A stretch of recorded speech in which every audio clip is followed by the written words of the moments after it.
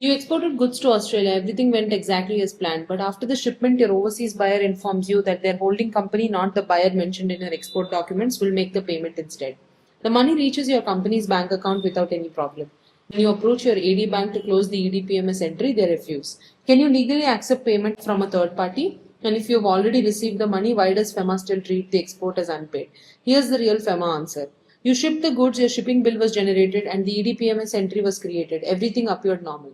A few days later, your buyer informed you that payment would come from its holding company because of internal treasury arrangements. Since both companies belong to the same corporate group, you agreed.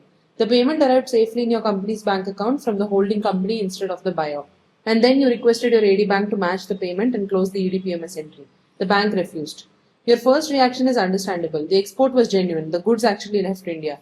The payment reached your official business account. Nothing was paid in cash. There was no fraud. The buyer even informed you before sending the money. Surely that should be enough. Under FEMA, it isn't. FEMA is concerned not only with whether the export is genuine, but also whether the payment arrangement compiled with the prescribed documentation before the export took place. Who was contractually authorized to pay? Was there a valid tripartite agreement before shipment?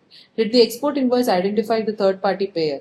Was your AD bank informed in advance? In this case, none of those requirements were satisfied. FEMA does allow third party payments for exports, but the permission comes with conditions. Before the goods leave India, three things should already be in place. First, there must be a written tripartite agreement between the exporter and the overseas buyer and the third party payer. Second, the export invoice should clearly mention that the third party will make the payment. Third, your authorized dealer bank should be informed before shipment, not after the money arrives. These conditions allow the bank to verify the payment when it is actually received. In this case, none of those steps were completed before export. This is why the bank refused to close the EDPMS entry. The consequence. This creates a much bigger problem than most exporters realize. Although your company has actually received the money, RBI's EDPMS system still treats the shipping bill as having no valid export proceeds against it. From a FEMA perspective, the export remains unrealized. Non-realization of export proceeds can amount to a contravention under Section 8 of FEMA, carrying penalties that may extend to 3 times the amount involved. Every quarter, the shipping bill also continues to appear in the export outstanding statement submitted to the RBI. In other words, regulators can see the outstanding entry, not just your bank.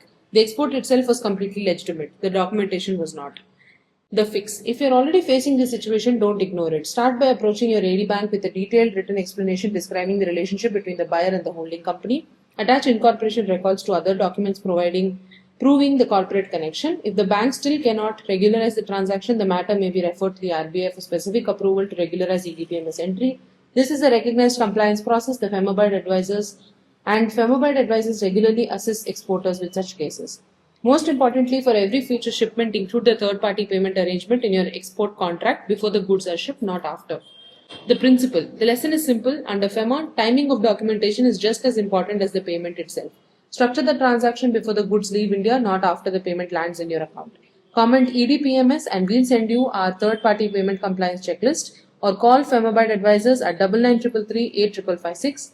Don't guess with FEMA. Get it right before you export.